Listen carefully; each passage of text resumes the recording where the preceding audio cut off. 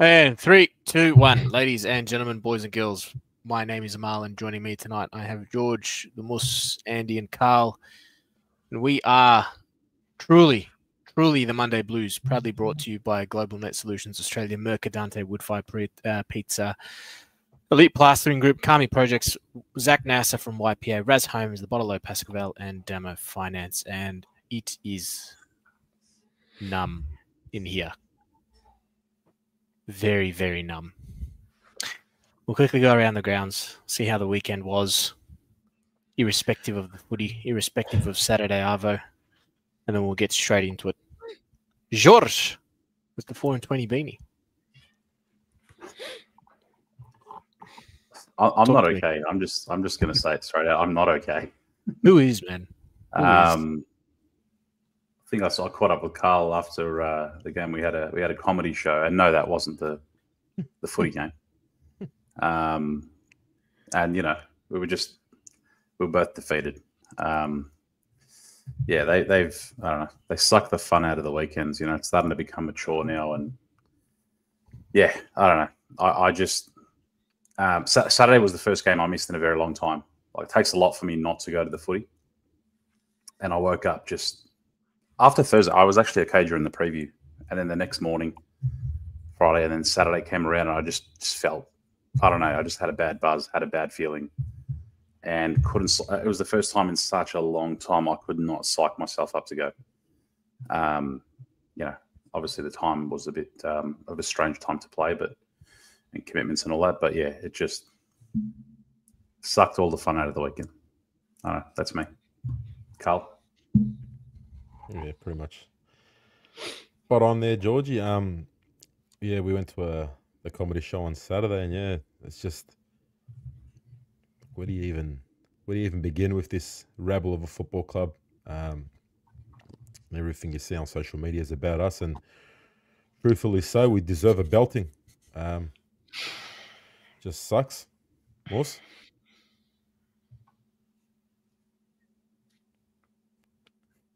I'm not surprised. I am not surprised.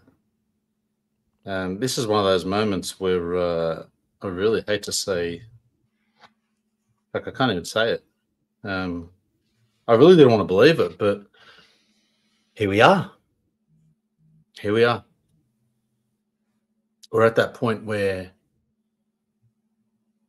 it's 1 week, goes into the next, goes into the next. It's the complete definition of insanity at the moment at the Carlton Football Club, where we're doing the same thing over and over. We build it up, we rock up, and we play that quarter and a half of footy, and we expect to do the same thing, but we're expecting a different result. We're not going to win, and we're not going to be successful with this style of footy, with the lack of leadership on the ground, with the lack of leadership within the club, with the lack of collaboration and desire to be out there. So, yeah, Andy and I were at the game. I actually spoke to Andy before and said, I don't even recall speaking on the way home. Yeah.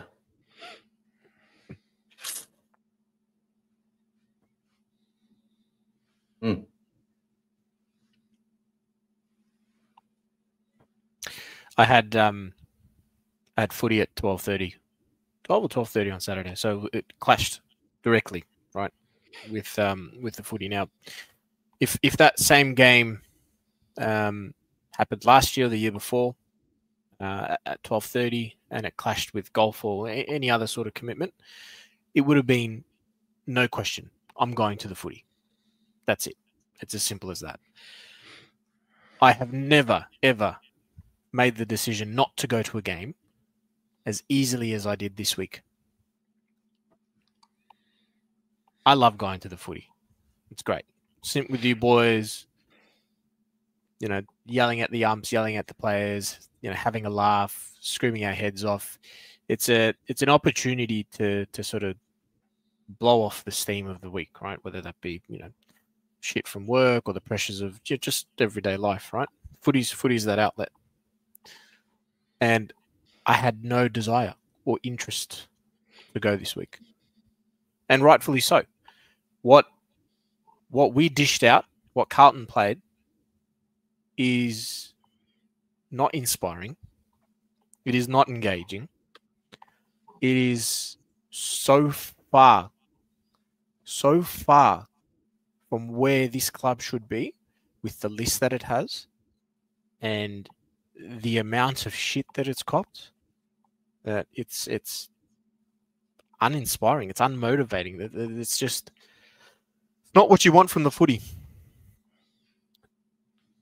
My emotional state is stuck in 2023, and 2025 is nowhere near that. Nowhere near that. And I'm struggling to see where that same level of emotional connection to the sport is going to come back from, because it's not going to. I feel like it's not going to be this year. It's not going to be from. It might not be from this coaching group. It might not be from this playing group. It might not even be as Cripps as captain. Who knows? But it's not. It doesn't feel like it's going to come this year.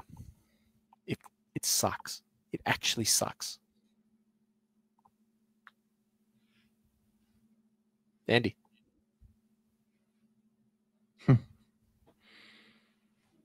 You guys said it all.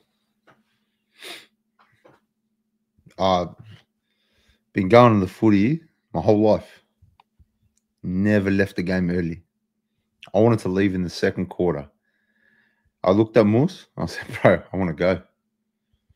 He's like, nah, wait. I ended up leaving, 10 minutes early? 10 minutes left of actual game time in the last quarter. Yeah. Wow. I wasn't even going to go.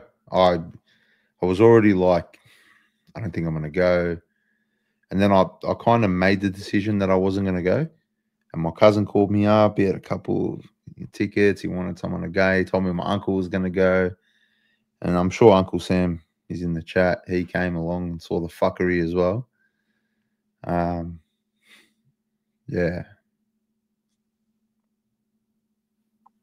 I'm checking out, man. I think I've checked out. This club is no good. This football team is no good.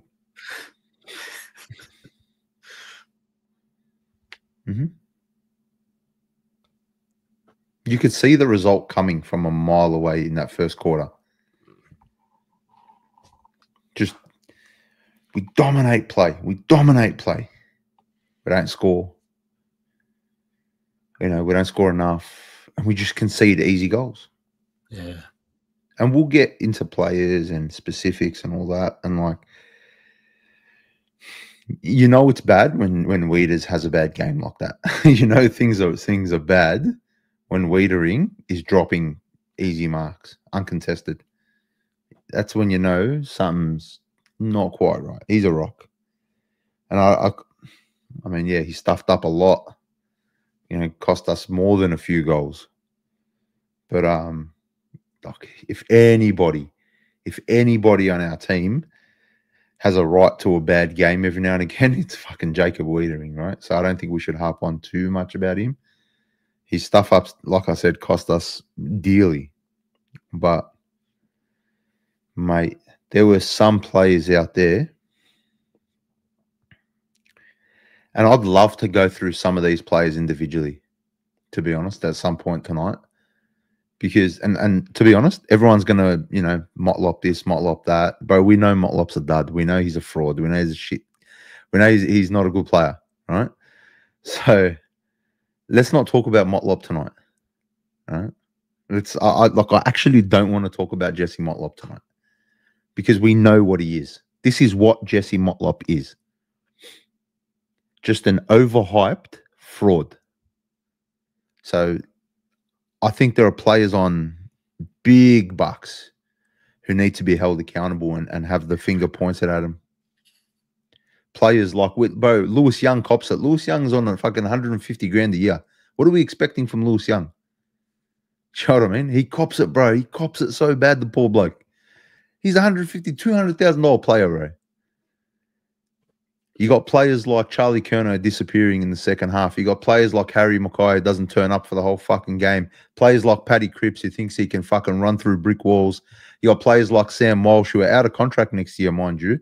Hasn't done a thing in 2 fucking years. You know, Sam Doherty. You've just talked about $4 million in the salary cap in that sentence right there. Yeah, bro. TDK, are you fucking staying or going? Like, you know, this is starting to be a weight on the shoulders of the team now, I think, the TDK situation. Like, I think as a football club, we need to, and not even as a football club, as a league, as an AFL league, we've spoken about this before.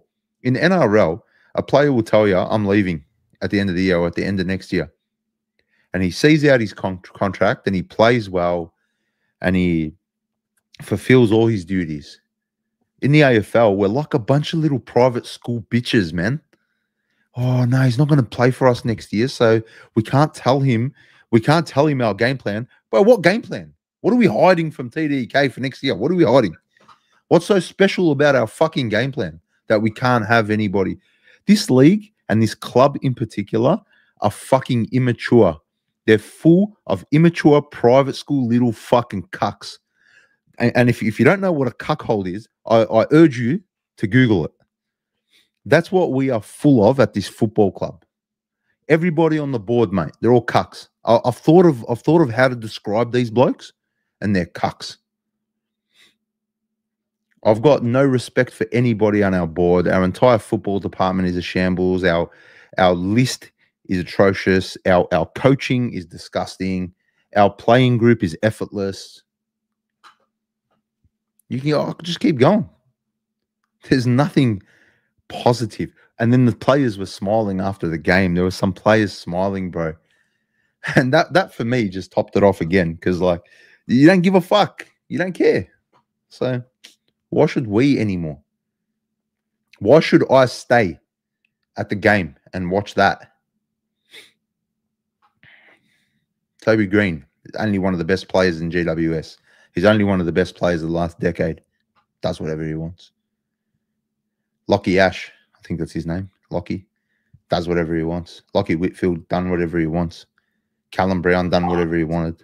To Ollie Holland's defence, he held Whitfield pretty accountable for the first 3 odd quarters. Yeah, but that's the thing, Moose. That's the thing, Moose. Why can't we do it for 4? Why are we the only club that struggles to play 4 quarters? And I'm guilty of this too. I gave Francis Evans. I was probably the only person who complimented Francis Evans after a Sydney game because I thought he did a good job on Blakey last week. But I'm a fucking idiot as well. Why? Why do we accept 3 quarters of good footy? We've been starved for 30 years. Starved for 30 years. That's why. I don't even call it 3 quarters of good footy, because it was 3 quarters of good footy. You put it on a big score. Yeah, what are we doing with 3 quarters? We didn't capitalize. So we hold the ball for 3 quarters. We don't score with it. So I call that far from good footy. I agree. I'm just going to. Curnow disappears after half time. You've got midfielders not when the game's on the line. So yeah, great call there. Just real quick, I saw this a while ago in chat, and I've been trying to sort of follow it through. If this is true, I don't know if this is a joke but if this is true, we're in some fucking strife. I can tell you that now. They moved him forward. No, it is. It is. I checked it. They moved him forward. Are you serious? So Mitch McGovern, Sam Walsh, and Lockie Fogarty had equal most goal assists for your team. Do you want to guess how much that was? How many? Go on. 2. Wow. 2 each. 2 each. We're in fucking trouble. So I said on Thursday, when you said, what do you want to see? When the pressure's on, don't wilt. Big X, big fail. Leaders wilted when as soon as the pressure comes on, and no red time goals. And how again and again, like a script, red time goals. And as soon as they get a late one, Carl's favourite, that one. Yep.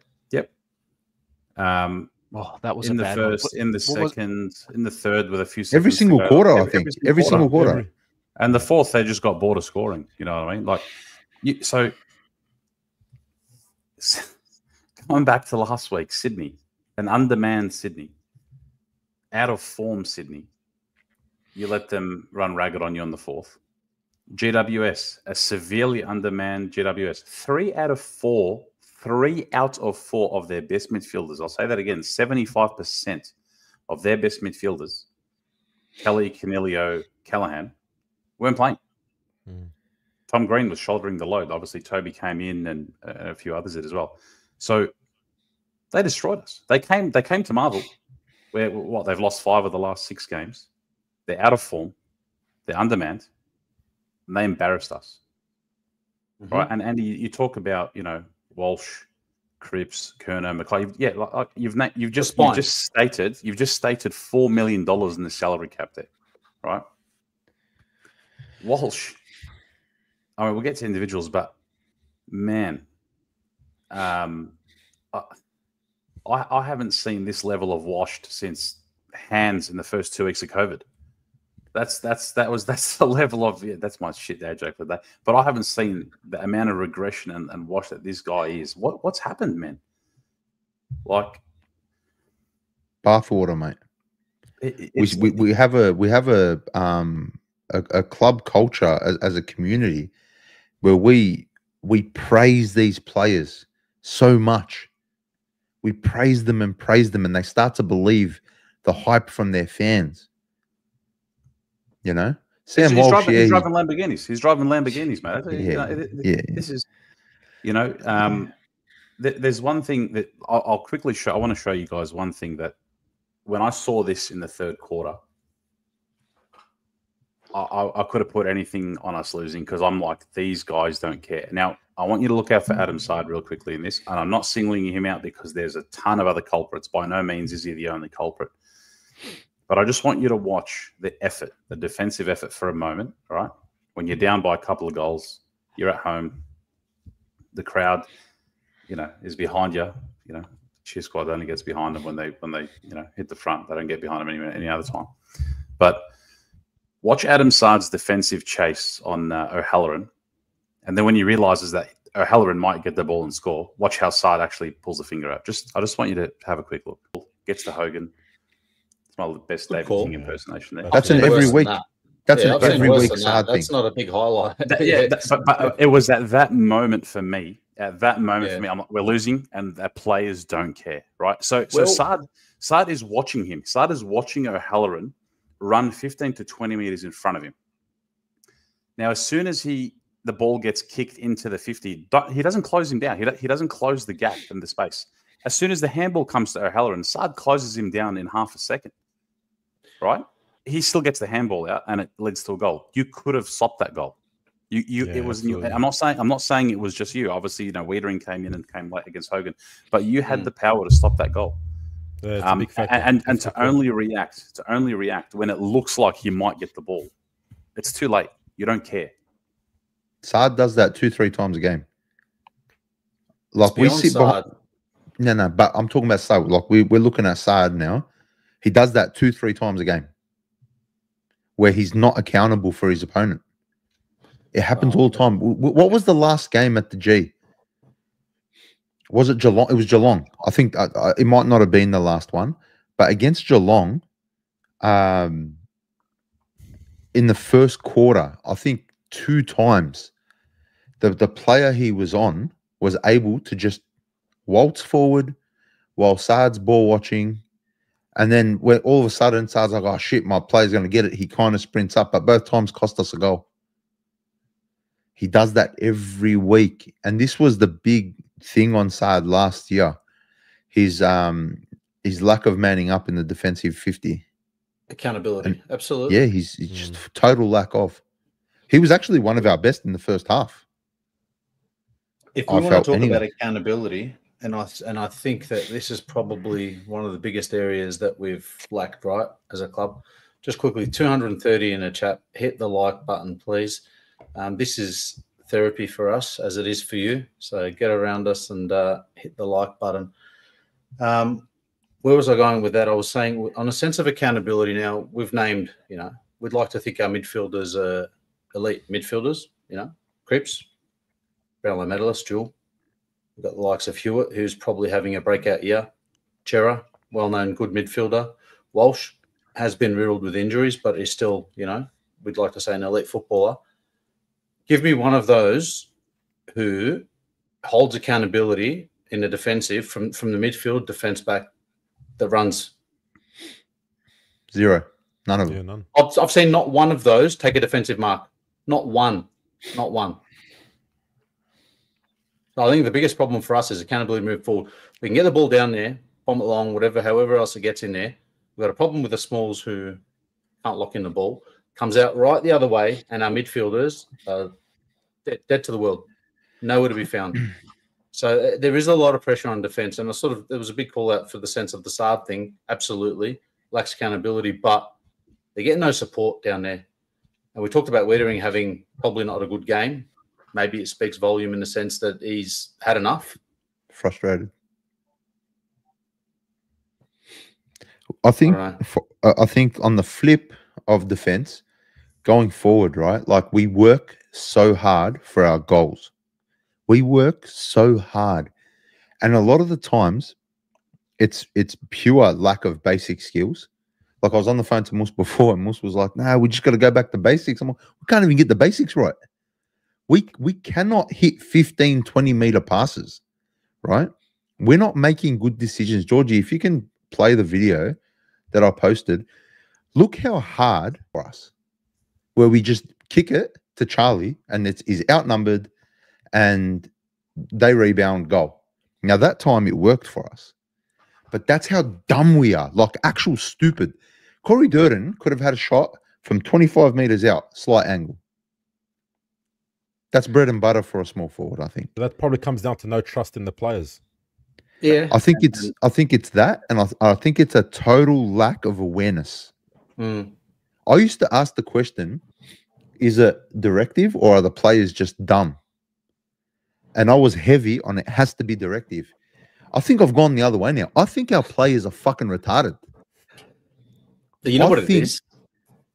You know what it is? Sorry, Andy, real quick. You know what it is? You just took me back to footy.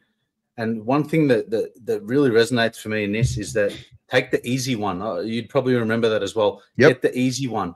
But then you look around and just watching that footage, the only real easy one was Durden sitting in that pocket. We worked so hard to get to that point where, and then you go back a step and you go, to get to the easy one and to get the easy option, you actually need to work hard to get there. You need to find space. You need to be on the go. And that's what we don't do. So that's why everything is so hard, because we don't move. We're lazy. We're so easy to coach against. You block off the midfield. You just put players in the midfield, structure your players in the midfield, block us off. We can't use the corridor. We buckle. All opposition teams do, they block up the midfield. Carlton has the ball in half-back. How many times do we have it between half-back and wing, and we just go backwards? And then we switch it, and then we switch it back. Right? We just go back and forth. Eventually, teams know, A, we're not fit. B, we can't kick or handball. Right? We can't hit targets. Eventually, we're going to stuff it up and turn it over. So what happens is we turn it over because we go long down the line eventually, and then teams just spread from the midfield. And then our players are exhausted and we can't beat the spread. And that's how they score against us. And we're idiots and we can see this. We're not in it. We've never been coached like professionally. We've never like studied football professionally. And we can see how we're getting beaten every week. What are the coaches doing? What are they doing? One thing on that about how it's easy to coach against us and how it's easy to outcoach us. My theory on it is you heard Voss say not too long after he joined the club, and he repeated it in 2023 when we had that run. He said, when I came in, I began, assessing players, understanding their strengths, and then I asked them, how do you envision your role in the team and what are your strengths? And he said, once I'd done that, I built a game plan around that. So I looked at how can I build a game plan to incorporate the preferences of my players and individual talents. Individual talents, key, right? Because for a long time we relied, just like that video showed, on Charlie trying to beat three blokes. So Voss is then. So what confused the shit out of me is when there's rumors of players being disillusioned with the plan or the strategy or whatnot. You guys made it. You guys allegedly. Voss has come to you guys and said, "What are your strengths? What are your preferences? Where do you see yourself in the team? What role do you see?" And I'm going to build the game plan around that. And this came from Voss himself. Don't quote me on the date, but this came from Voss himself. So you then create so much key person dependency within this fucking team. How many times do we need Harry Mackay to get a contested pack mark at half back or on the wing? How many times do we need Akers to run 100 meters, 150 meters back and forth every time the ball switches to either be last on the line or try and provide an extra option up forward? How many times do we need Cripps to kill himself to get that outlet ball for someone to get a kick inside 50? You know, how many times do we need Charles to pluck him out of his ass? You know, his goals have to be wheel and go out of 50. Look at the key person dependency we've put in our team. And as soon as, so you've built that now. And as soon as one of those players is out, like when Mackay's out, how much do we feel it? When Mackay missed those weeks early in the season, or, you know, in the last couple of years, there might be a couple of weeks that he misses. How much do we feel it? We don't have that outlet kick. We've created key person dependency around, hey, we need a defensive partner for Wiedering. And if he doesn't have the right defensive partner, it's going to go to shit. Now, again, Wieders has saved us that many times. Without him, we would be in it. Mate, we'd be in a world of pain. Right. So again, like you said, Andy, he can afford to have one blip. And when he does have a blip, it shows. It bloody shows very, very clearly. But again, you create these key person dependencies and the profile of the players that we have as well. Mr. Nice Guy, I'm here to make friends. I run one way, as Mus just said. This is when people say it's just the coach. I think it's on both sides. So over the weekend, I was like, just blow it up, right? Because you either move Voss on and potentially everyone around him, or you leave him there and you move every single person around him, every single assistant in that box, you just get rid of them, or you start making calls and move players on. And we always get sucked in with this savior complex that's at this club, right? Ever since being a young kid, right? So after the early 2000s and all those dramas, right? We had Judd. Fev. Well, firstly, it was Fev. You know, Fev's going to carry this club. You know, poor guy can only do so much on his own when the rest of the team is just battling it, right? When you throw Thornton on a gorilla every week. Then Dick Pratt comes in, right? And Dick Pratt, and fair enough, right? It looked like, you know, someone said, I remember back in the day, it's like when he came, it's like someone turned the light on in the club. And we've heard from ex-players like Heath Scotland or whatnot live when they said, you know, the club was that broken on its knees. You know, there wasn't even enough footballs. Players had to bring footies and things like that, right? It wasn't documented, but it was bad. So Dick Pratt comes and he's the savior. Then what happens on field? As you just said, Andy, Judd's the savior. So we rely on Judd to be this, you know, all heroic being to save our club. Then what happens after a couple of years? Mick Malthouse is coming, premiership coach, right? So we have this again, someone's going to come and save us, right? Fast forward a few years, we break a 21-year-old's body and shoulders, Patrick Cripps, to shoulder the burden of our club, right? Then the same thing, we draft players. Before they're drafted, we start touting them as so-and-so and superstars, and this, you know, we're going to build a team around them and the spine and this and that. Almost broke Wiedering and setting him up forward and trying to, you know, shift his role. Then what happens? We get Brian Cook. I'm fast forwarding a few years, right? Brian Cook, you know, Geelong cult figure, hero, one of the best administrative people in the game. He'll save us, you know. Where are we now, boys? Graham Wright. Mm-hmm. Graham Wright's going to save us, right? So I'm sick of this savior complex shit that's happened with our club. When's the club going to actually take accountability and realize no one's going to fucking save the club? And right now, you're going to realize, has Graham Wright come for a payday, or is he going to start making calls? Right? Again, everyone's waiting for it. All right. supposedly Brad Lloyd's out the door and he's going to change this and he's going to change that. I'll believe it when I see it. But this savior complex within this club, that someone will come and fix it, someone will come and save us. It's got to stop. No one's going to save us. No one's going to save us. If Cripps couldn't do it, bloody Judd couldn't do it, Favola couldn't do it. We've had some seriously big names in this come through the Carlton Football Club. None of them have been able to do it.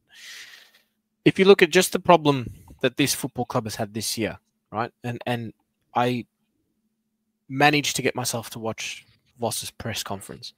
And the first thing that he says is, we've got a lot that we can model.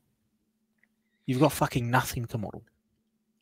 You got actually no, I lie. I take that back.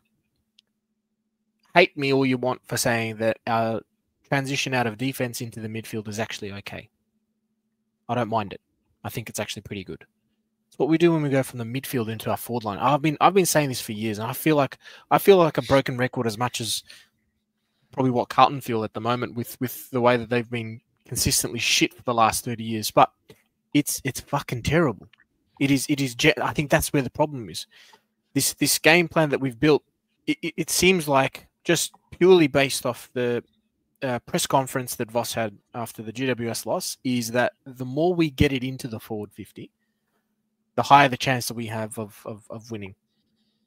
And it's not the case. It's not the case. In the first game against Richmond, we had 65 forward 50 entries. We kicked 9 goals. Right? 53-8 in the second, 56-11 in the third, 44-6 in the fourth. All 4 were losses. In the 3 wins that followed, 73-17, 64-24, 63-14. These are inside 50 entries to goals. The next loss in round 8, whoever it was, 36-7, 46-11 in round 9 was a win, and then 54-9, 58-12. Our inside 50 entries are absolutely cooking us. High inside 50s do not guarantee the win. Do not. Because our inside 50 entries are shit. Andy's video just showed it before. The clip that Andy produced showed it before. The way that we're going into inside 50, we're leaving the easy one. Our eyes are constantly focused on either Lewis Young, Charlie Curnow, Harry Mackay. And every single other football club in the AFL know exactly how to defend that. Get off your man, whoever they are, because don't worry, Carlton's not going to go to them. Just take care of Charlie Curnow and Harry Mackay. They're not going to kick it to them on a lead. They're just going to bomb it on top of their heads. One of our 3 fists are going to get it. And we'll work it out. At that point, you've got all of your midfield streaming in, right? Creating the contest and everything like that. But because other teams are so well drilled with how to bring it out from that shitty forward entry, that our players are spent. And then you look at the vision and you go, well, fucking, they're not really working hard. They're not working hard enough on the way back here because they've spent all their energy working it in, and they fucking work hard, man, getting it in. We saw that. A tough handball, pressure kick, pressure handball. They're getting crunched and bruised just to get it into the forward 50. And then when we finally do something good, we put it on top of Curnow or Mackay's head, and it just gets worked out so easily. Like I'm not smart when it comes to footy. I don't know strategy any better than the next guy on the street. But fuck, if I can see this, if me of all people, what the fuck is this coaching group doing? That's a good point. I was gonna say that. Like you're saying to the contest, like we're great around the contest. We're great at getting the ball back. Yeah. But after we do get it back, players are that tired. No wonder why they're turning over the ball. No wonder why they're making the wrong decisions. George pointed it out as well. Blake Acres running up and down. He's wrecked. He's going to get the ball. He's kicking it out on the full 4 or 5 times a game. Yeah. So I was against, Voss is a good coach for us. I was, all for it. He's good. He's good. But you know what? I'm off that train. We need a tactical coach. Or I don't know. We need someone that can come in and maybe, I don't know, the bloke needs help. The bloke needs help. I just don't think he's good. He's no good. He's never been good. No, You he's can't was win shit the at ball. Brisbane. You can't win Yeah. the ball and smash the inside 50s, smash it, and lose by 5-6 goals. You can't. It's always the same shit every week in, week out. You get the ball, and all we're doing is bombing it long or turning it over. 100%. We had 58 inside 50s against GWS. They had 47. It's not about how many times you go in; it's how you go in. We've known for a long time with our games, stats don't really mean that much at the end of the day. How many times have we just, the last few years against St Kilda, all the time at Marvel, every time at Marvel we play St Kilda, look at the stats and then look at the result.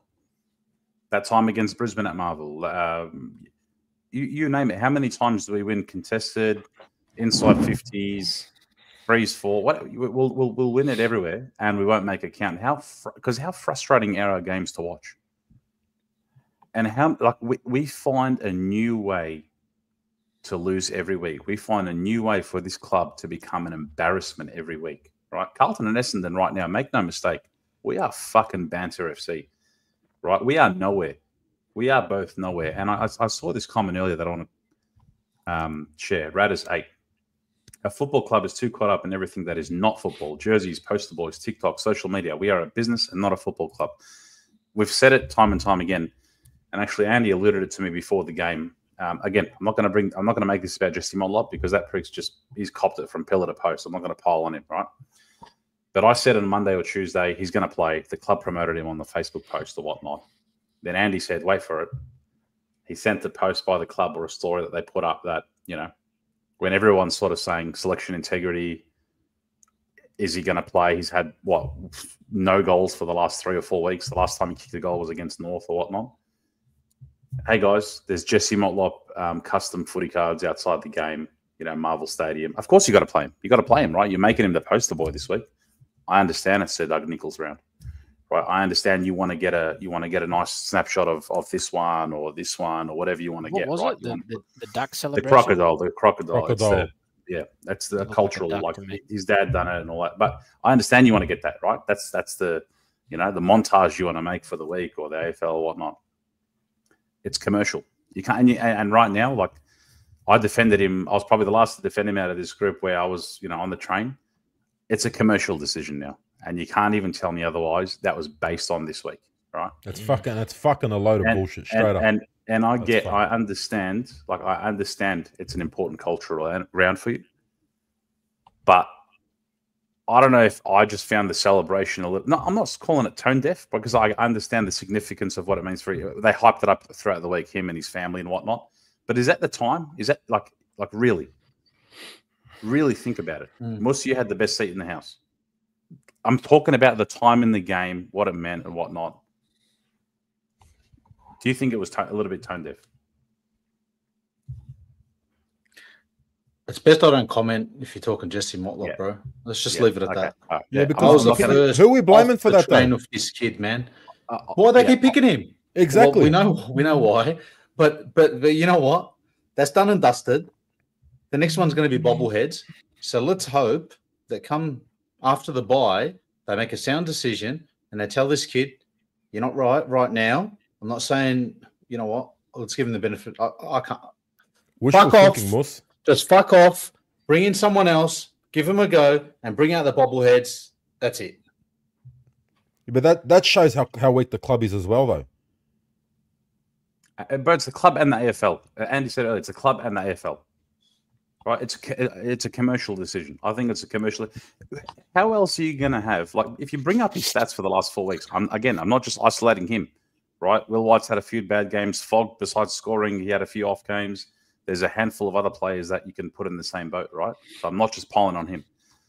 But if you look at why he actually deserved to be in the team, so look at it from a few different things. If you're other small forwards, or if you're I would rather us play a midfielder and let him play a defensive role in that forward line. Let him lock down a player. Let him do what we tried Boyd to do against Sydney, or what Francis Evans was doing, and try and lock down a player. And then you got things like other players being demoralised that they can't get a gig. Then you got that clip that you showed Andy earlier. Durden, Durden's probably thinking, my captain's running into the forward line. There's no one 30 metres around me. He doesn't trust me. My captain does not trust me. There was And another all one these that little things ripple through the team, right? And no one trusts anyone. Wiedering doesn't trust Young, and it all ripples into the team. Can I make? Oh, sorry, Amal. Did you want to say something? Sorry. Bro. Yeah, there was another one that Cripps completely ignored as well and went directly to Young, to another tall in the forward line. He missed Hollins. Was that the one that you just mentioned, Georgia? Was that another one? I think he did it a couple times. Completely ignored Hollins. He was wide open, hands wide open, and Ollie's just gone for a run from the other side of the ground, right? And he's gone to a 3-on-1 with Lewis Young as his target. Like, Do you know why they do that, Amal? it's trained. Do you know why? It's trained. Because there's no accountability and culture in the club within this playing group. They don't give a shit. They do what they want, and there's no consequence, and they'll keep getting a fucking game. Absolutely. I just want to say something, and this is like a statement that some people will agree with. Well, I don't think many people will agree with it, but I think the worst thing to happen to this football club was us making a prelim a couple of years ago. I think what that did was we caught lightning in a bottle that year. We were never that good. We were never that fucking good, right? We just got on a run. And Richmond got on a run against us, and look what they did. North Melbourne can get on a run against Brisbane. Look what they did. You know what I mean? Like, going on a run, we just lasted weeks and weeks and weeks. The club saw that as maybe we're better than what we think we are. As you know, our friend Morris, who's quite unwell at the moment. So Morris, I'm sure you watch this. I hope you're feeling better, mate. Get well, mate. He pointed out to me, after 2023, what did we do? Who did we recruit? I'll tell you what we recruited. We took a punt on Elijah Hollins. We didn't know if he was going to be good or not, but we didn't add to the list. You know, we didn't get better. We took a punt on a kid because his brother plays at our club, but we didn't get better. Then going into season 25, we get rid of Kennedy, who's an absolute fucking star right now. Yeah. And he's flourishing in his role. And we get rid of a player that scored 30 plus goals every year. And we went all in on an 18-year-old kid. I think the club overestimated where we are. I think the club overestimated what Voss will bring to the club. I think the club overestimated just how far we could go this year. Because Brian Cook at the start of the year said we're top 4. We were aiming for top 4. So I think the dream they sold us after 2023 is just that. It's just a dream. It's not real. We should have really, really looked inward at 23, because yes, we got on a run, but look what happened before that. This is what happened before that. You know what fries my brain the most, yeah? Speaking of Kennedy, and this came to my mind when you brought up Kennedy. We couldn't give him more midfield time, right? And that was the reason why Kennedy decided to head off to the Dogs. Yep. We've got Motlop running through the midfield now. Just keep that in mind. TDK is a $1.7 million ruck, according to the Saints. But we got Cripps going up.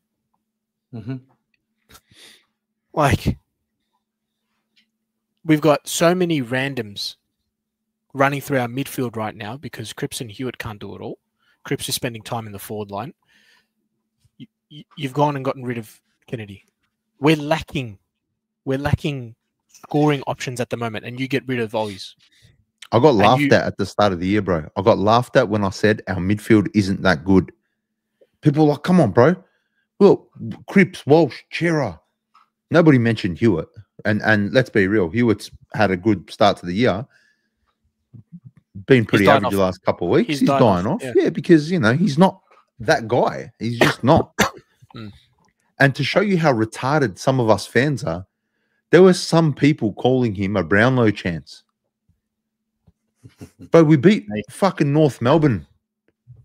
You know what I mean? And West Coast. All right, we had a good win against Geelong. We beat like half of St Kilda side. And they're talking Brownlow. That's how cooked we are as supporters.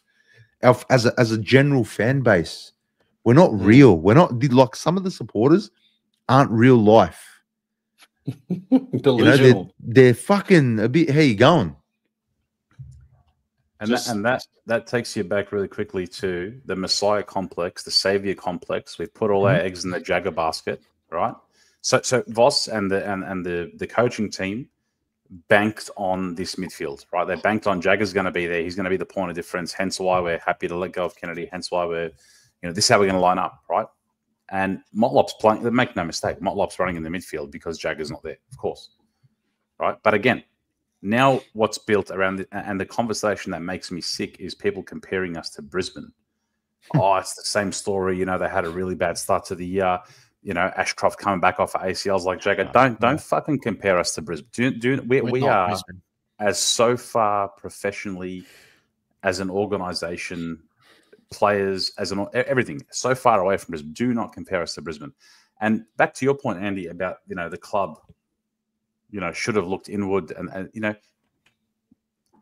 did they want to? When at that point they were commercially the most successful they've ever been. Exactly right. So at the end of the day, you said, we captured lightning in a bottle. Financially for this club, commercially for this club, it's been the biggest success.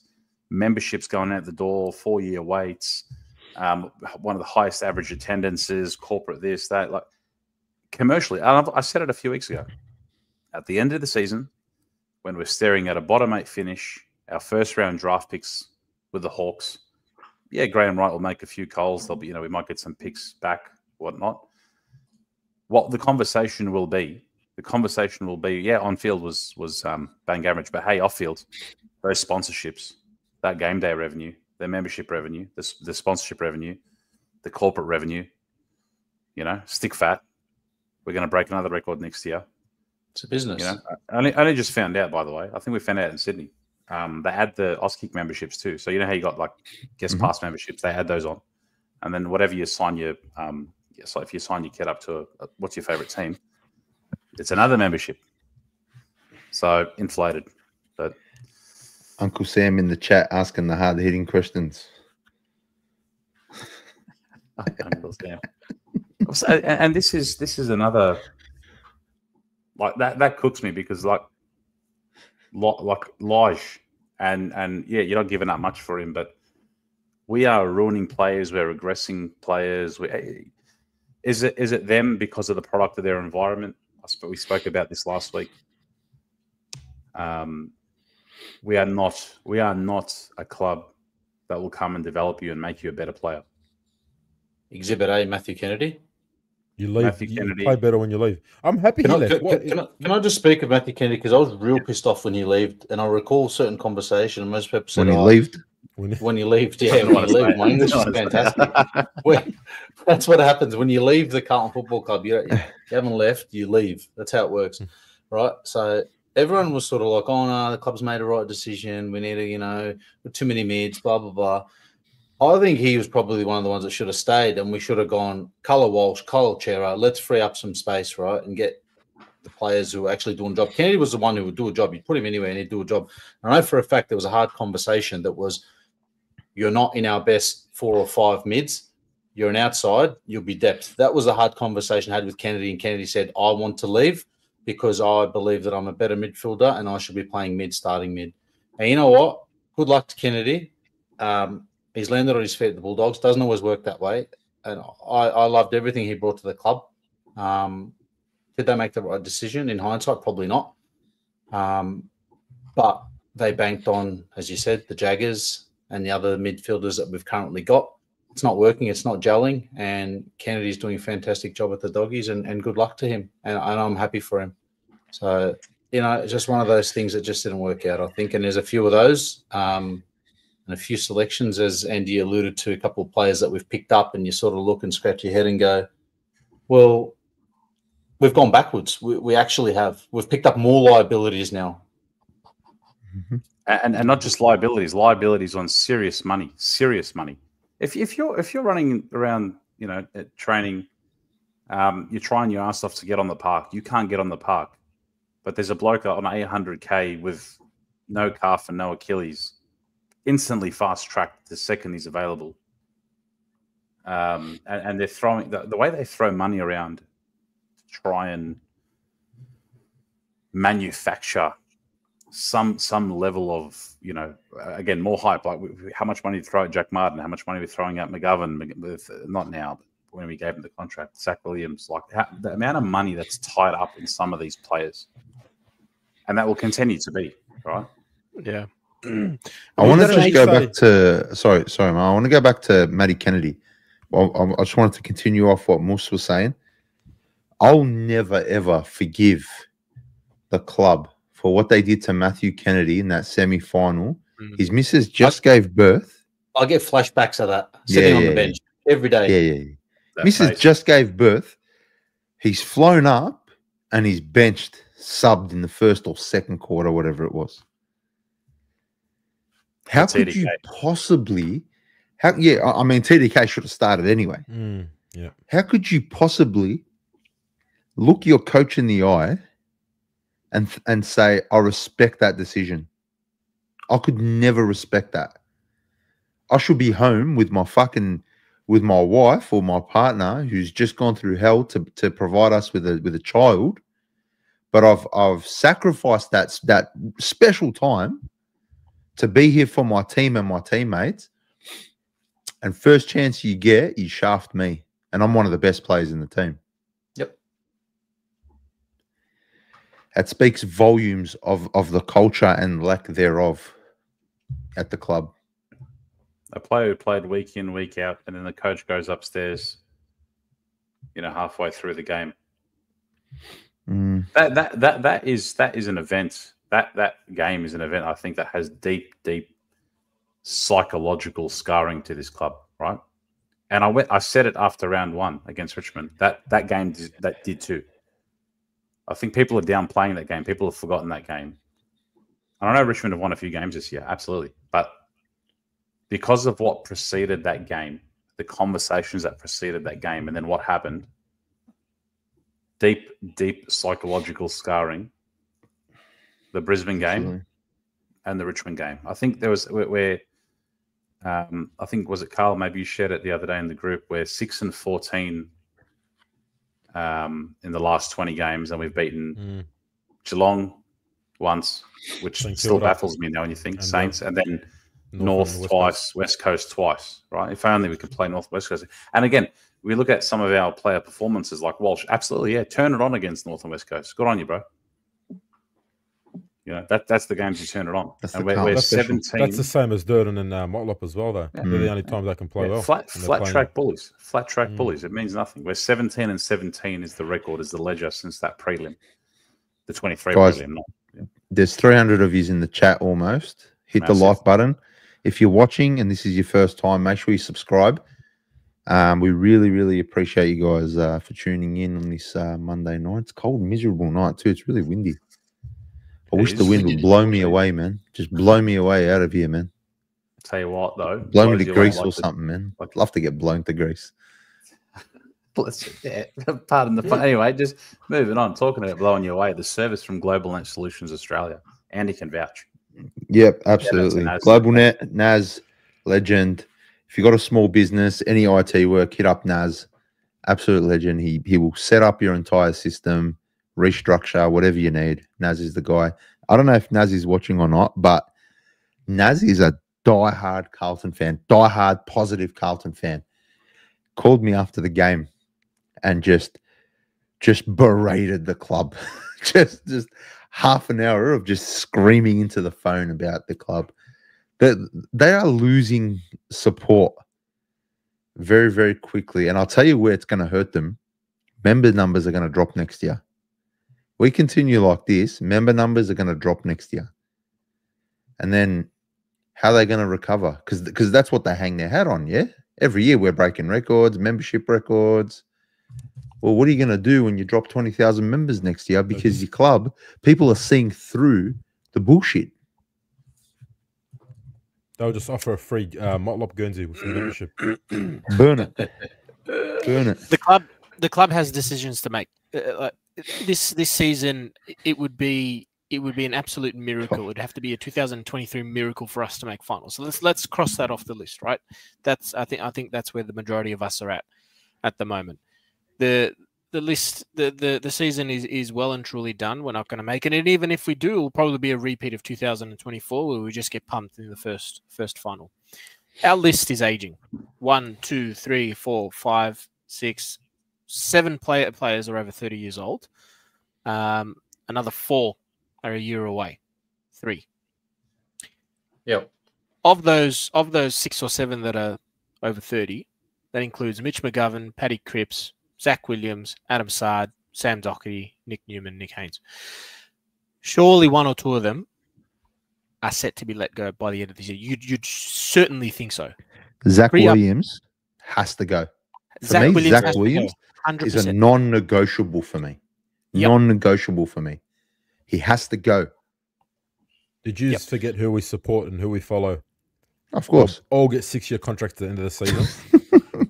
Just quickly, earlier you were saying all we do is go backwards, right? Yeah. Can you or anyone in the chat please tell me when the last time we went forward with anything? Because honestly, I couldn't give you anything. In general, as a club collective. Yeah. Membership numbers. Agenda. Overinflated. They're not accurate. Membership. Yeah. Well, cats and speaking of inaccurate, as I pointed out before, $10 tickets. They couldn't sell out the game. They can't sell tickets. They've put this kid as the face of Indigenous round, right? He hasn't been able to sell a Guernsey, 30% off the Guernsey. Hasn't been able to perform on the park. He's still pushed. Even the AFL, deadly. Okay, whatever, bro. You know what? I understand the link. I understand why you need to spruik the kid. Fair enough. $10 fucking tickets to a match. I got a text message a couple days or maybe the day before. $10 tickets. Get your $10 tickets. Legends Lounge members, you've got access to this room and that room. We know. We know we do. You don't have to remind us. Some of us just don't want to go to the game because we know what we're going to see. We know what we're going to witness.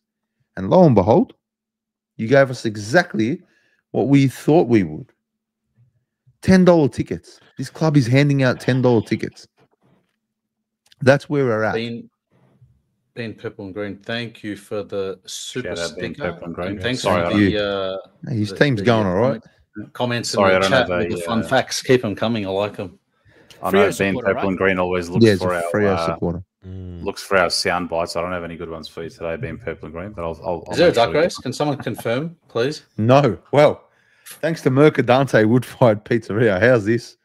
So last week we had an Anastasia winning. Right, she guessed the margin on the dot. I think it was 20. What was the margin last? 16? 16 points. Yeah. It was 28 points this week. I'll give you one guess as to who won this week. The same guy that won it a couple of weeks ago. Nope, Anastasia that won it last week. Oh wow! 2 weeks in a row. That's the second double up because it wasn't Paul Perro. He won it, but he won it through the duck race. Paul Perro won the duck race twice. Duck race twice. Yeah. Amazing. How's this? Amazing. Shout out. So, thank you. I just sent you a message on it. Mate, I've got your tickets, your cards. Maybe we'll tee something up after the bye. I haven't forgotten, mate. I've got them here. I'll tee something up after the bye. I'll get you your cards. Hope you're well, mate. Maybe we'll get George outside Gate 2 handing out cards. No. George, don't tell the club. Maybe you can start doing that. Don't tell the club. I'll tell you what, they'll try to monetize off him and then claim it as their own idea. and that's like you know when they announced the Jesse Motlop before the game, again, it's just a commercial decision after, and then that just leads into some of the frustration we have as supporters, right? Because you see what's important to them, and like you said, Andy, fans are starting to lose faith. Like a lot of people are starting to lose faith. I was speaking to a couple of dads at school pickup and things like that as well, and you just see the defeat, right? And when they talk about take my kids, this, that, They're not enjoying it. You know, look, we're not. Let's be real. We're not in the state of like North Melbourne and whatnot. But I was speaking to a North Melbourne fan and a really good mate of mine as well. And they there's more things to look forward to and things that are promising than sometimes than what we have. There's things we can see that are happening in front of our eyes that have been prevalent for years that the club hasn't changed. And now, once again, we all just wait for the end of the season of what Mr. Graham Wright's going to do. Right? That's what everyone's sort of, now we're 4-7. Let's just wait it out. Yeah, I don't know.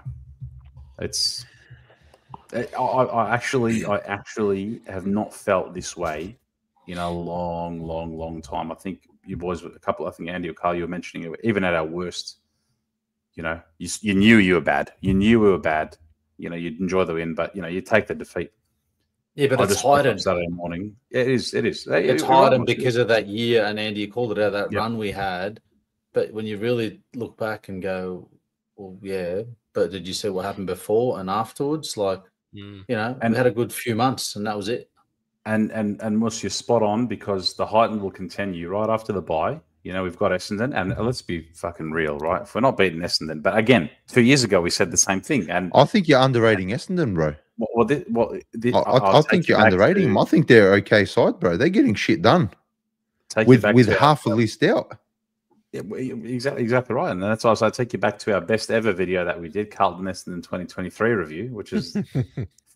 That's why I never underestimate them anymore, because you think you beat them, but on their day, they'll punish us, right? And then you got North and West Coast. So again, there'll be. Thank you, Petra. Thank you, Petra. Farrell did have a great game, and Cooper Lord. Lord does continue to play. I love Lord. Yeah. Lord is impressive. He's getting it done. The kids are putting in more effort than some of the $1 million players. Yep. That's what we need. Maybe we'll just get rid of all these big names. Bring in the Camporellis. Bring in. They need to come in now. Cody. They need to both come in. Bring him in. Yeah. Bring him in. Bring everyone in. Fuck it. What do you do when shit isn't working? What do you do? Coach. You make a change. Put more shit in. Oh, you make a change. You make a change. Now, some of the change that I would make isn't going to happen can't happen until the end of the year. But make some changes to the list that you put out week in, week out. Like the boys have just been saying, bring in the younger talent that you've brought in. Other teams have already done it. They've brought in all their debutants, well, most of them at least anyway. They've all played. And they seem to fit into a system. The change is not putting McGovern forward. Michael Voss, for listening. That's not the change that we're after. No. You know why I reckon he did that? Because Toby Greene was literally just taking uncontested marks while McGovern was on him. And I reckon Voss is just like, you know what? I'm going to put this spastic in the forward line. Can't get any worse. I don't think he knows what he's doing. I reckon he's lost. He's lost. We're the only club, right? I don't watch other teams like I watch Carlton, so this is obviously a very biased statement. But I feel like no other team suffers so much from a single injury. Like, we lose one player from a spot, we're fucked. Whole system's gone. I know we don't have a system, but like, everything's fucked. That's it. We're gone. Silvani goes down, we're fucked. You know what I mean? Charlie doesn't play, we're fucked. Harry misses because he's depressed, we're fucked. Bubba's on the bags again, we're fucked. That's it. That's the key dependency. That's the key dependency on these players. Like, we're so cooked when it comes to positional losses. What are we doing with the VFL side? Do you remember Sydney? Right? Sydney would have a team like in their seconds. Their seconds, each player played for a spot. Right? I'm a halfback flanker. If something happens to the halfback flanker in the firsts, I'm ready to go. Tom Mitchell couldn't get a game. He was getting 50 touches every week in the VFL. He'd come into the AFL, get 40 touches. The other guy would come in. I think it was Kieran Jack, maybe Hanbury would come back in. All right, sorry, bro, you're back out. Our VFL players are all duds. It's like we don't have positional, like a straight swap for any position, really. And we suffer so much from one injury all the time. All the time. Whatever happened to next man up? Remember that buzz sentence? Yeah. I think it's just become a real toxic environment, the club. You look at other clubs, young kids come in, play a role, everyone walks off the ground happy, where we look happier when we lose. You see more smiles walking off the ground. I swear. Burns me. The change that I was talking about at the end of the season, in my opinion, is get TDK out. If he wants to leave, let him go. He has to go. Push you him see out. You see great signs from him, but you can see now he's checked out. Push He's him out. checked out. He doesn't want Push to be him there out. anymore. But see, I don't see why we have, like, when you say push him out, does that mean stop playing him? Or just Stop it. No. Nah, he has to keep playing. You just play him. Bro, at the end of the day, with TDK, right? With TDK, right? He's been offered a substantial amount of money, 1.7, and you're the kid, right? You're now, this is your prime. He's at his age, 25 years. He's an up and coming ruckman. He's there. He's in his prime, right? You weigh up your options, bro, and regardless of what it is, hold your head up high. Whether you make a decision and you take the 1.7 or you stay with Carlton for 1 or 1.1 or whatever the offer is, you just sign, you get it done. But you got to keep playing him. We can't. We've done this in the past so many times where we've offered players far too much money than they're worth. Chera, Walsh, Mackay, Curnow to some extent. None of these players are worth the money that they're on at the moment. None of them. And we have hamstringed ourselves. We've traded out players. We've traded out picks.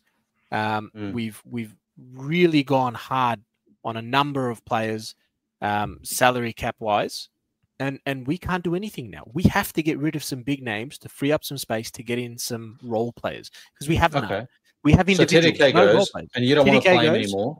Okay, so what happens? Piternet's not play fit. Him or not. Play him or not. It doesn't matter. Pitternet will not be right till next year if he gets up for next year. Pitternet won't be right anytime. Play him or not, it doesn't matter. Play him or not, it doesn't matter. Get rid of TDK and the other two that I'm going to mention, and this might piss people off. Get rid of Walsh. Get rid of Harry. And all of a sudden, you've got $2.5 Harry's the only one. Harry's the only one that I wouldn't move. I'd move someone else before I'd move Harry. I'd keep Harry over Charlie. Agreed. And you know what? Yeah. I said that on the Jump Punch last week, and Paul laughed at me. But, mate, I didn't get a chance to rebut because I was in the comments, right? But I don't know if he watches our show or not, but he laughed at me. He laughed at that statement. He told me it was the most ridiculous statement he's ever heard. All right, bro. Harry has won us games in the last 2 years. Harry's a match winner at the moment. In the forward line and in the back line. Exactly right. Charlie, if it's not on his terms, disappears. He had a good game against North last year. He killed it against North last year. Well done, bro. You killed it against North last year. All right, cool. Charlie hasn't been good since the Gold Coast game of 2023. That was the last game he won off his own boot. He did really well for half a quarter in the third quarter against Brisbane in round 0 last year, but Harry won us the game. Harry's efforts won us the game in the last quarter throughout the whole game. I could name 5 or 6 games that Harry's won. I'm not saying you get rid of Charlie, but if you're looking at a match winner, you take away achievements, right? What Charlie's been able to do since he got injured, I agree with. Yeah. But look at just the current state. What does Charlie provide and what's his output look like? What does Harry provide and what's his output look like? I'm telling you now, you look at it and you take that those Charlie glasses off. It's a very simple decision.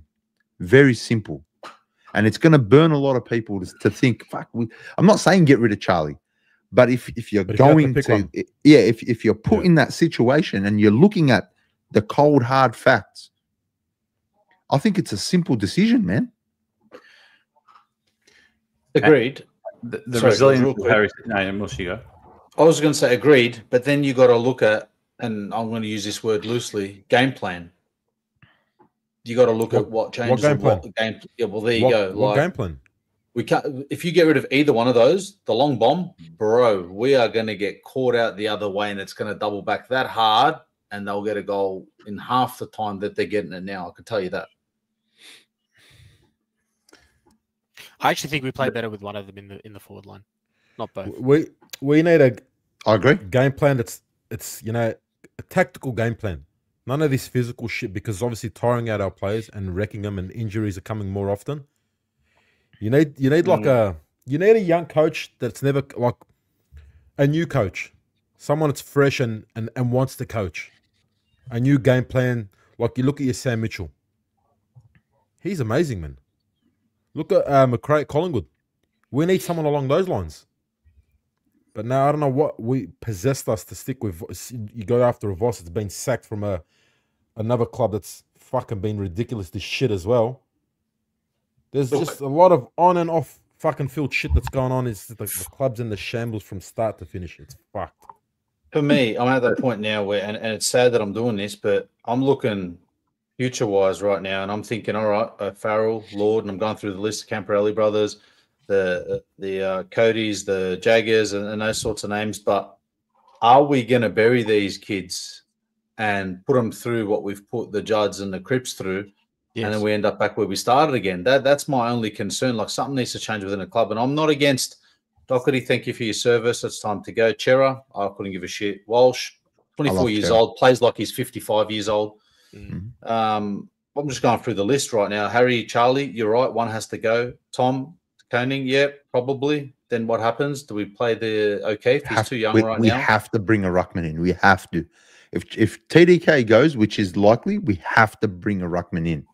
We can't rely on Pito. And I think what's his name? O'Keefe. He's just not ready. He's not ready, and Pito can't handle the thing on his own. Do we wing it? Do we wing it with a Lewis Young or something like that in the ruck? I mean, you know, does it make a difference if we got a proper tap ruckman? Like, well, we don't have it.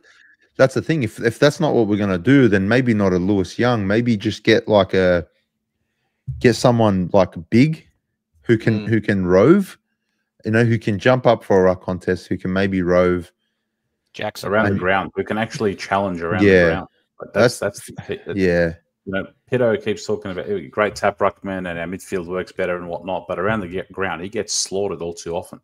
And I want to go back to the Harry and Charlie conversation. Some good names in there.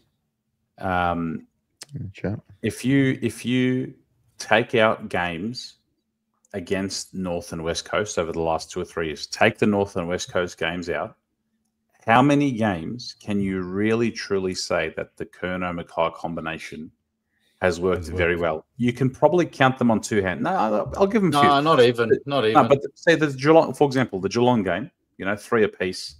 The Saints game, they've done okay. The Brisbane game last year, you can probably count them on 1, maybe 2 hands. How many games really? And I'm talking over a span of a couple of years. Yeah, how many times has it actually worked? Take out North and West Coast. Take out those games. All too often, you can probably count them on a hand, right? From this year, there's all I can remember is the Geelong game, maybe the Saints one. So you either, you know, Hawks made it work with Roughhead and Franklin, and so many clubs have made it work with you know, their forwards and Tarrant, Clogue, whatever you want to say. You go back to however many teams you want to go back. It's not set up for them.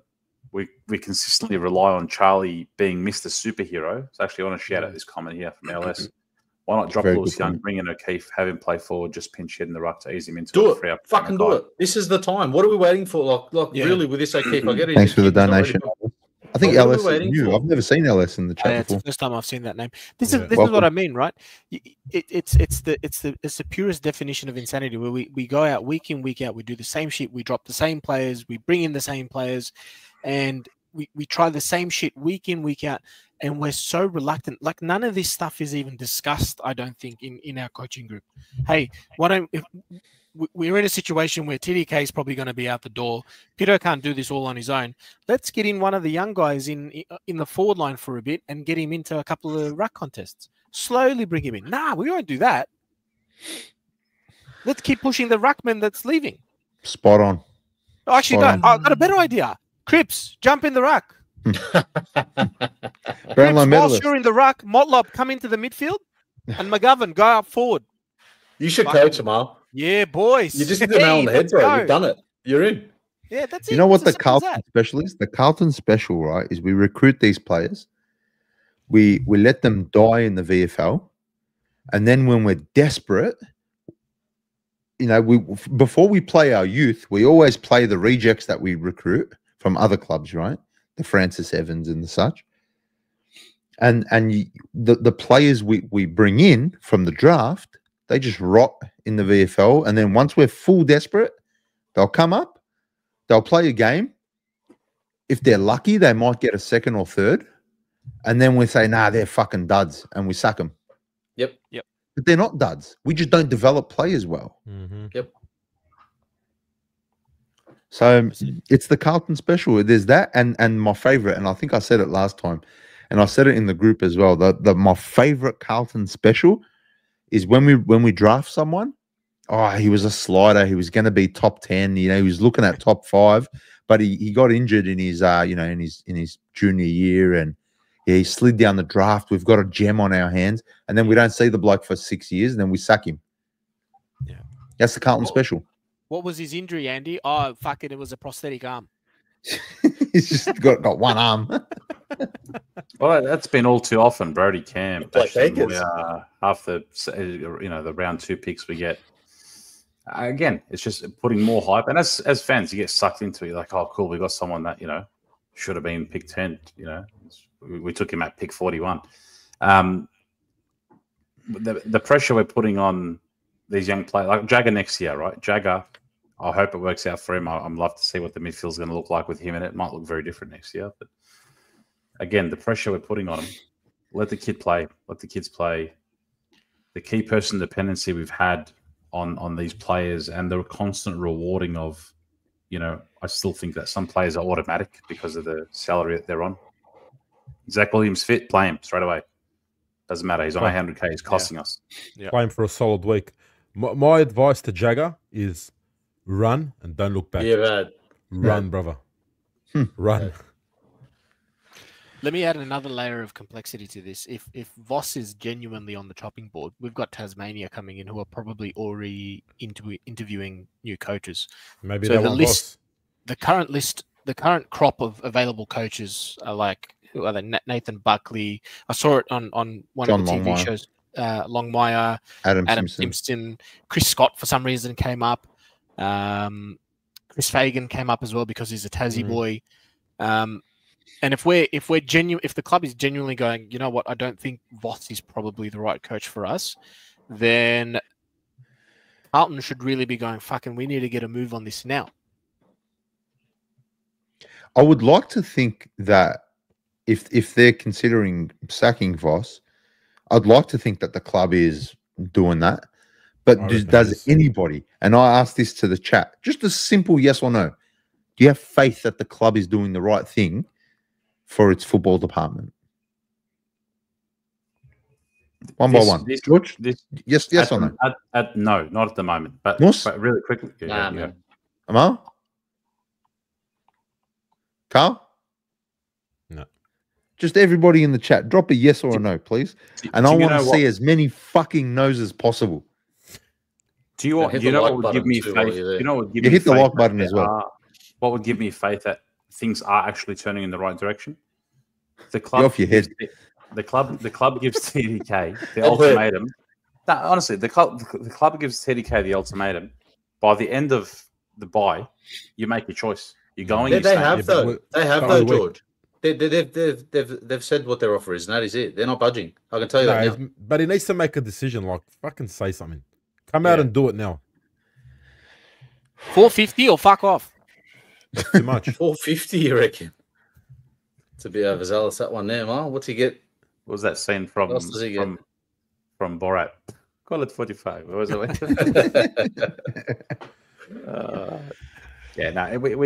We are our football department is completely tone deaf, out of whack, out of tune, whatever you want to call it, because we're talking about the same things we've been talking about last year. There's 281 people. I want to see 281 no's in the chat. And hit the like button. Hit the like. We were talking about this in 2023. We talked about this when the club went its review. During COVID, when we tune into fan cams, I hear people talking about the same things. Andy, I think the other day in Sydney, we were watching a video, and one of the fans was talking about the exact same things we're talking about. That was videos from like 6-7 years ago. Nothing's changed. So the football department, this is a team that got publicly reviewed twice in a short space of time, like a full end-to-end review. They got external people to come in and review, not once, but twice. I was on the phone. I was on fan cam straight after the game on Saturday with Terry on Blue Broad. Shout out Tez. And he actually said, he goes, we could just replay any show and it's the same thing. You were just going to be complaining. And Amal said it before. He's been fucking going on about this. And we have debated this since we probably started the show. The long bombs, the issues with the club, the issues going forward. We've spoken, we've debated, we've yelled, we've screamed, we've kissed, we've done everything, man. We've spoken about everything. And it's the same thing. And you know what? In 6 weeks, we're going to be talking about the same thing. You know, it's where we're at as a club.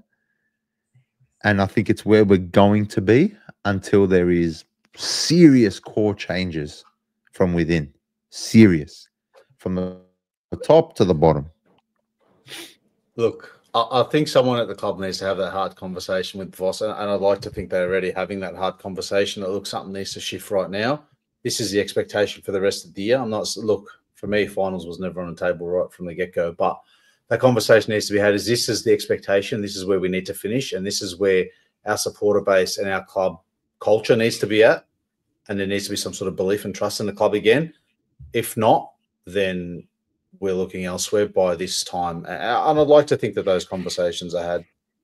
Let's overthrow the board. Let's overthrow them. Hey, between us and the jumper punch, the boys on the jumper punch, there's 8 of us. Yeah. Mate, I reckon I was on the phone to Rocco. When was Sunday? Yesterday. I'm telling you, man, as angry as he is as well, I reckon we could overthrow some shit. I don't know. Get Carl in charge of the board. In. I don't mind that. What's your first thing, Carl? All right, each one of you, and I'll ask this to the thing as well. You're in charge of the football club. You've got one decision. What's your first decision and only decision? Go, Georgie.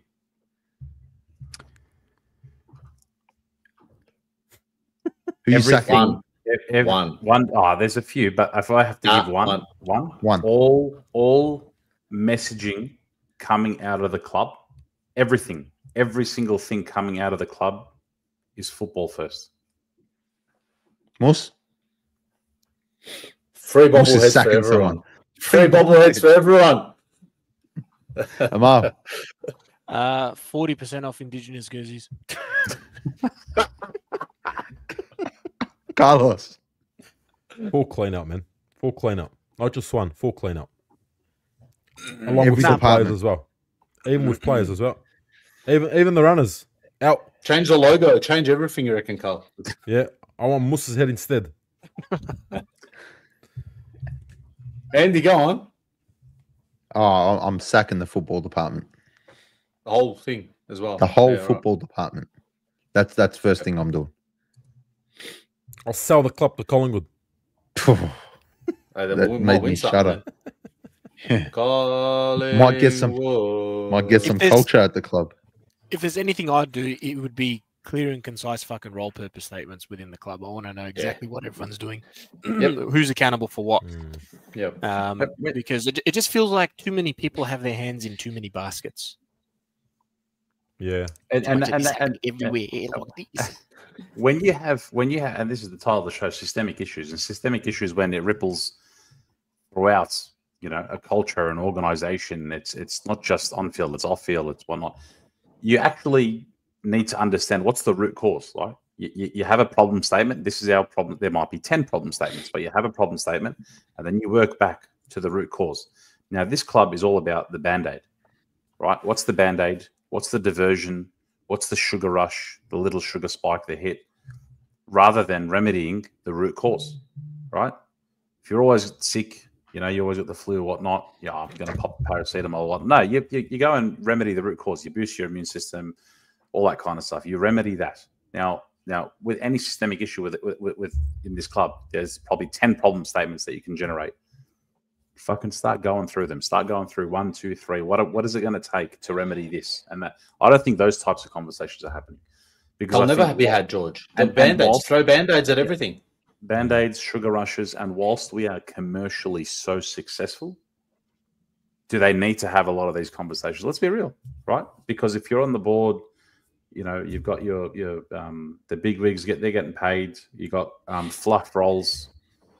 Shout out Danny, psychologist at Carlton. Sick, you know. Put me in. I think we need a Carl as the psychologist skit. I think so. Maybe in the bye week. Can I be the patient? I've got issues, bro. Just put your Carlton jersey on. We'll put you on a deck chair. Carl's Tell your me psychologist. your thoughts. Come to me. I'm fucking Tell me depressed, what Doc. you're... Doc, I'm fucking losing it. Moose, tell me your...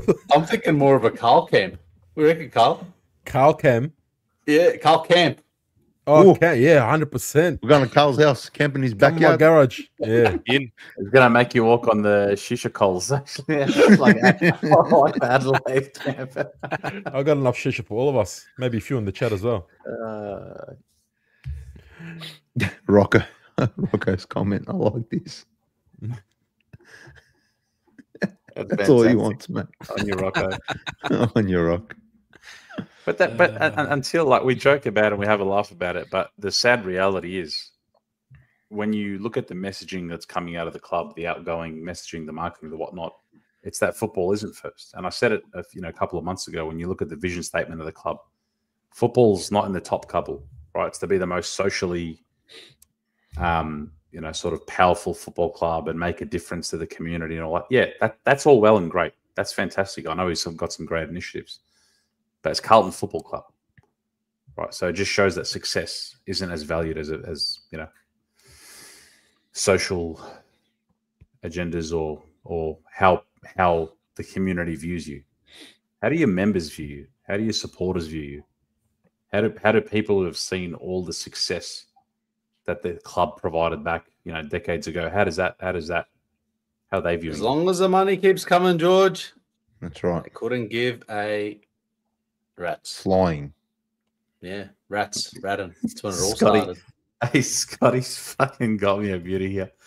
And Mus, you're going to appreciate this too. And Andy, George keeps saying whatnot like he doesn't have cardboard on his brain 24/7. Hey! Right, Whatnot. I'm an absolute, junkie for cardboard. I'm just sitting here sorting out some cardboard as we speak. Shout out Robert Walls. For those who are familiar with Whatnot, get around Down Under Collectibles.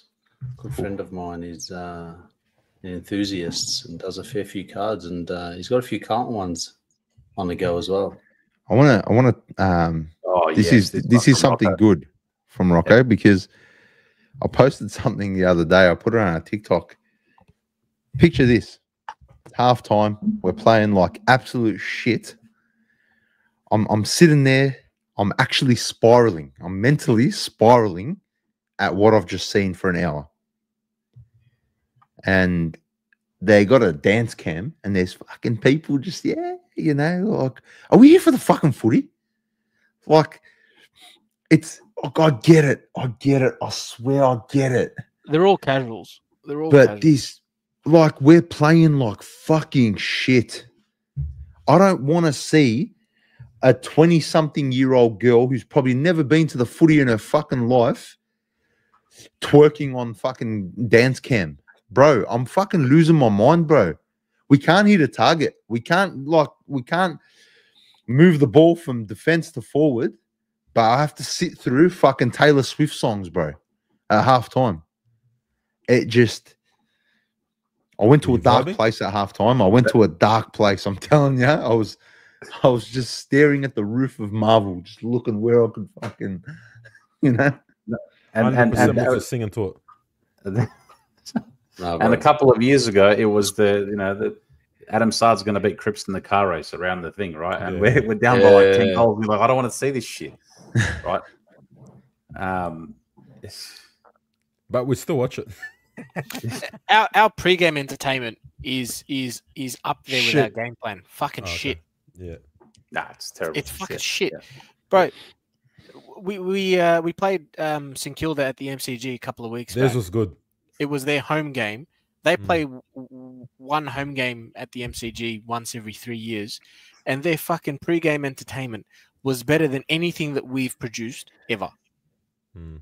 Ever. Ayo, fuck your AO, man. Put something better on. This, I love this. I love this. bro. If that is true, sack him. It is. It is. Oh, there was no. a video. There's a video. Oh, what do you no. listen to, or what's your favorite? Oh, shit. Bro, there was a video. I can't remember who posted it, right? I don't want to say the wrong group in case it wasn't them. But they asked them, what's your favorite Taylor Swift song? These are fucking grown men, bro, that are naming songs. I don't know if the songs are fucking real or not. Moose, maybe you can tell me. You're a Swiftie. I'm definitely fucking not, bro. I can tell you that right now. Who's Swift? But you know what? I don't know how this come into my head. You know those late night infomercials or those ads where they're selling like a friggin' vacuum and they're throwing in kitchen sinks and shit. But wait, there's more. Like I've heard it all now. Like that's it. Yeah. We find You say all these someone- different ways to lose. We've got friggin' Ruckman that should be bullying players listening to Taylor Swift. But wait, there's more. What's next? Like what's left? Seriously, how else are we going to disgrace ourselves? Yeah. I'm done. There's a lot. There's a lot more. Jesse Motlop cards before the game, handing out posters, $10 tickets. You name it, bro. You name it. This is the $10 energy. tickets is a bad one, man. That's Yeah. What's that? Really Sir Doug Nichols round, $10 tickets. Yeah. Like, That's hey, bad. guys, we can't sell tickets. We know we're shit. $10 tickets. Here you go. They were better off This just saying come for free. Yeah, Let's be come real. for free. Yeah. The energy in the club, and I want to highlight this because it reminded me of the good old times as a kid going to the footy. I miss the Princess Park days. You met people you knew, sat and talked, and didn't have to listen to the stupid PA system and people who don't even support our club telling us how to barrack. I'm pretty sure that That's fantastic. Who said that? DBKK4, the Comment of the night. Give him a The- bobblehead. That's you get a bobblehead, bro. there you go. Yeah, we'll give you this one. Courtesy of the Carlton You get a Football Club. TDK Go on there his to way Icon out. Park There and you go. ask for You get 5 Peter, bobbleheads. damn right. You get 5. Yeah. There you go. You got a Cripper and you got a TDK. Fucking Carl convinced me to buy these. I love you, Carl. Mate, they put up a video the other day of like the last game at Princess Park or whatever. Yep. 2004. I'm telling you, the club has been dead, has been a shell of itself since then. It's not the same, mate. It's not the same. It's not. Back in the day, It felt like home. It felt like you belonged. You know what I mean? Like that comment said, it's you go there, you know everyone. You know. Very good. Very good. I'll tell you what, if you gave it to Motlop, he'd probably drop it. going back in the day, rocking up to the game. Wait, wrong one. Where is he? There he is. He wants an MRC. I might have a photo. Give me a second. And if you remember, it was Blue. Blue would play. They'd have the Captain Carlton on that hovercraft or whatever it was. Yes. You remember that back in the day? Yeah, Yes, of course I do. Yeah. And it was just a good buzz, and you come out and you pretty much almost guaranteed a win when we were playing there as well. But it was just a good vibe. There wasn't the announcer they use now. No offense to her, she does. I thought she was a Carlton fan. She's a big Carlton nuffy, bro. She does like doggies games. She does. Yeah, Bombers does games. everything. Yeah. So She's on TikTok. She come to a. She shout out to her. Actually, she got you and I on the interview for last year, Carlton St Kilda. But how scared was she when we were talking in the mic? She kept holding the mic like. Yeah, literally. She was worried. She's like, how much do you think he's going to win by today? I'd say like 30, and she just take it away. Yeah, she was stressed.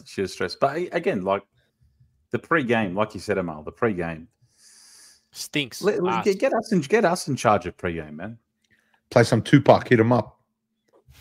That'll G him up. That's still missing. Not against it. Yeah. I don't know, man. I reckon get a Mar on stage, sing a song. Have you got music in your blood, don't you, Mar? I do. Yeah. Jump up there with a keyboard, guitar. Maybe the wrong music. And Miles editing. Am I missing something here, now. I know mate? you're Miles doing doing it. something. I don't know. Miles, No, I'm the music and the blood. What am I missing here? Miles, can I say it? Yeah, my dad's a musician. He's been a Yeah, musician. his dad's There you famous, There you bro. go. Amal plays on the drums. Get him in the Carlton Football Club. Amal's a drummer, bro. Anyone, if you Yeah. need a drummer for any event, just call Amal. Does weddings. His business called Amal Drum.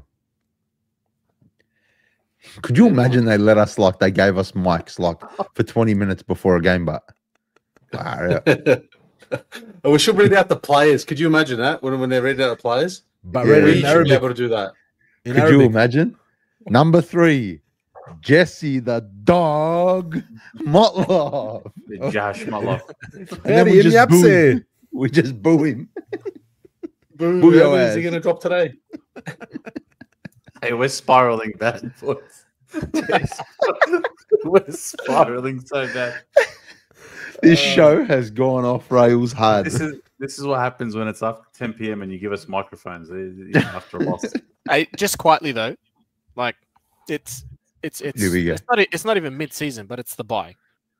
Mm. I'm so happy we've got a bye. Oh, I'm glad Yeah. someone said that. Bad. Thought I was the only one. Yeah, yeah, I'm rapping. same. Same. What What are you boys going to do on the weekend? Have you Enjoy got boys football. got planned? Have you got? I don't anything want to planned? think about the footy. No one call Hey, me. come No one watch look me at me. play Don't even footy, boys. FaceTime me. Don't message me. When do you play, Omar? Saturday, What Can't make time? it, bro. I got to work. Can I come boo ya? 12:30. What time, Amal? 12:30. Where? Where's the game? But it's probably like the longest drive ever. It's Frankston. We're playing in Where? Frankston this week. Yeah, that's all right. It's not What's that the address? Over Port Park, I think. What number do far. you? 1, 2 It's not 123 Lygon Street, is it? Speaking of which, Shout out Naz, Globalnet, Mr. Globalnet. Naz is the guy you call if you have any problem with your computer systems at all. Naz is an absolute legend. He's telling fibs in that comment. Yeah, definitely. There's no highlight for that bloke. Hope you're well, Naz. exists. Spoke to Naz slightly earlier. He's having a good night, I think. Mm. We're cooked, man. Hey, Motlop was good though. He kicked the goal. You know what I mean? Hey, I called it. I actually called it. I guaranteed he would kick a goal, and he did. He did not deserve that goal. Let's be real. He dropped the sitter. I don't and care. My lucky- call was right. Lucky to get the bloody free kick for a high hit. Yeah. Get rid of him, man. Hey, I got an idea. I reckon if we get around all our sponsors, right? So we got someone from IT. Imagine Maybe we that. can hack their systems and do something. Yep. We got someone who could do the plastering, right? We got to rip down that stadium and just start from scratch because the whole thing's cursed. Mm-hmm. What else can we do? Help We me can out here. renovate it through Kami. Yeah, We get to can. see So we what's can do happening. the major development through Yeah. Raz Homes. Or if all fails, just Get get a blind bottle of drunk. Casco Vale. Get wrecked. But if you Yeah. need financing, we need to finance it. You get a demo finance. And Oh, once it's otherwise just all sell ready the to thing. go, once it's Wait, all Wait, ready wait, wait. to What go, about us? Musa will bring the gym equipment. George will That's bring the right. 420 pies. that's right. Amal will bring. I might get the boys in The drum. prison to just do security. I'll bring the shisha. I'll bring the bobbleheads. I'll bring these ones.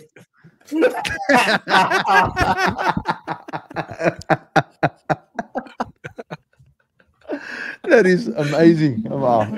I leave that Jesus. there like Musa's on the screen though. I like how it just says prison at the bottom, just prison. Oh shit! Where's Justin in the comments? Justin's been waiting for Justin this. will love Justin, that. where are you, bro? There he I'll is. get my old man to keyboard paint. I'll after get my that, I old reckon. man- old man to paint. Oh no. Oh.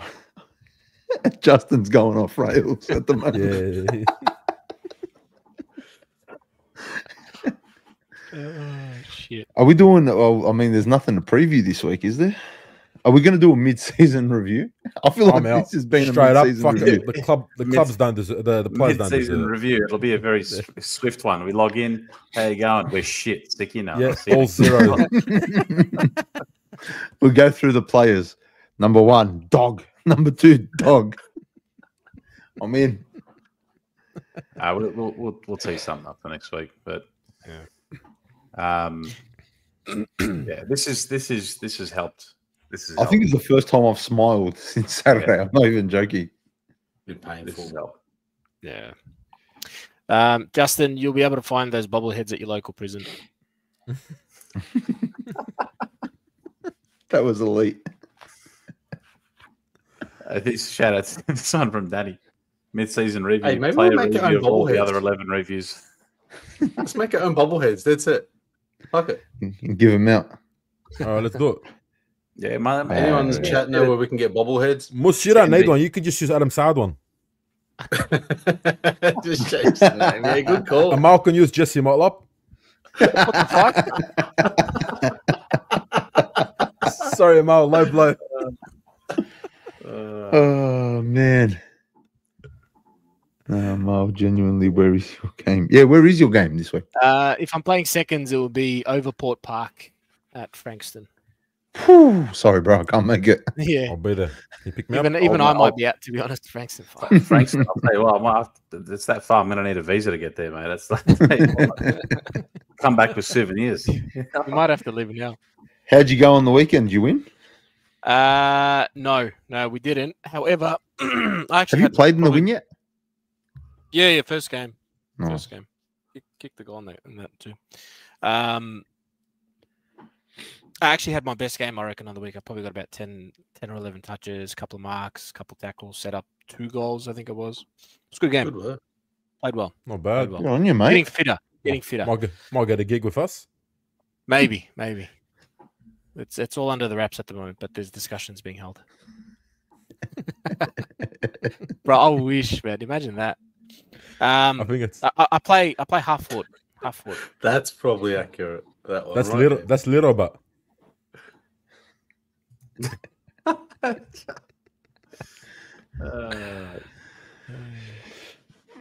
yeah, right. Well, look, there's still 250 people, bro, in the That's chat. it. I'm happy to Well, keep how many going. I don't know. If you how want many to keep likes are going, we on? let's fucking keep going, man. If you boys How need to many likes? go, man, I'll stay on. I'll just have a chat with everyone. How many likes are we on? Does anyone know? How do you tell? I don't know. We should be on 200. 121. Got to get that up. Come on. That's not right. Got to double it. Come Double or on. boys. nothing. We can do better. That might be it for me, boys. I got work in the morning. As much as I'd love to stay on. Yeah. You know, I realised I don't think we've actually talked about the actual game, have we? We We just did talked the about first moments. quarter. Yeah. We did the Oh. first quarter. As always, we took there's- Carl. What the fuck? What? What is happening? It's after 10. What the fuck is going on? Hey, can I just say, when I logged in a few minutes before 9 p.m., it was just me and Carl with no video on. And then he turned the video on. He's like, "You ready to talk about the horror show?" Oh, shit. Very good. There's so much I want to say, but I can't. Say it. Nah, full cunt.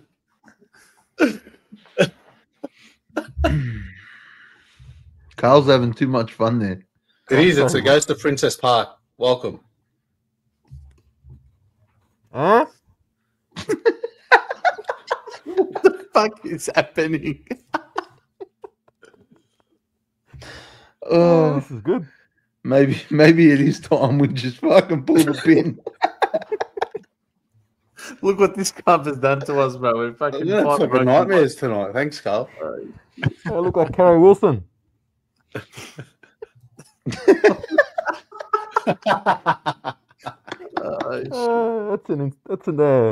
That's an insult. Yeah, right. All right, Yep. On that note, let's call it. I think we call it. Thank you to everyone for joining. Massive thank If you. you're in the chat still, appreciate it. Hit the like button, subscribe if this is your first time watching us. If it's your second time, if you haven't subscribed, just subscribe, man. It's one button. Stop being a Help the brother dickhead. out. Just subscribe, man. Absolutely. Big thank you, thank you to Globalnet us. Solutions, Australia, Naz in the chat as well. Always a pleasure. High quality IT solutions for businesses. Get around NAS. Mercadante, 123 Lygon Street. Great Woodfire pizza with the other night. Shout out Carlos. And thank you for sponsoring our giveaway every week. Elite Plastering Group, specialising in new and old homes, commercial, residential. Thanks to Eddie and the team at Elite Plastering Group. I always see their signs just popped up in random places in the north. Everywhere. I love it. Everywhere. I absolutely love it. Off a freeway here, random street there. It's fantastic. Cami Projects, shout out to Eric. Precision framing, fixing, lock-up, renovations, pergolas, deckings. Get around Eric. YPA, Zach Nassar, buying, selling. Give Zach a call. He's fresh off a holiday. Came back a few weeks ago. He's ready to go. Had a few good results on the weekend, I think. That's all. So get around Zach. Raz Homes, architectural homes, developments, renovations, extensions. Get around Rules. Monolo Pasco Valley, your favourite local. A great promo. Fuck Collingwood, 10% off. Nah, just come in and cry. I'll give you a free drink. Just come in and cry with me, man. And Damo Finance, shout out to Johnny and the team from Damo Finance, personal loans, asset, equipment finance, and business loans. What happened there, Carl? You all right? Got sweating bullets under there. As always, if you do reach out to our sponsors as well, all the information is in our video description. Make sure to let them know where you got their details from. It's in machete, bro. On you, Jay. That's good. That was bad. Don't tell anyone. Hey, that was shocking. That was pretty bad. Tell you what, though, we all came into this absolutely this podcast pretty flat, and I definitely got a lot out of this. I just saw it too. That's where I was going. You've broken Carl so bad.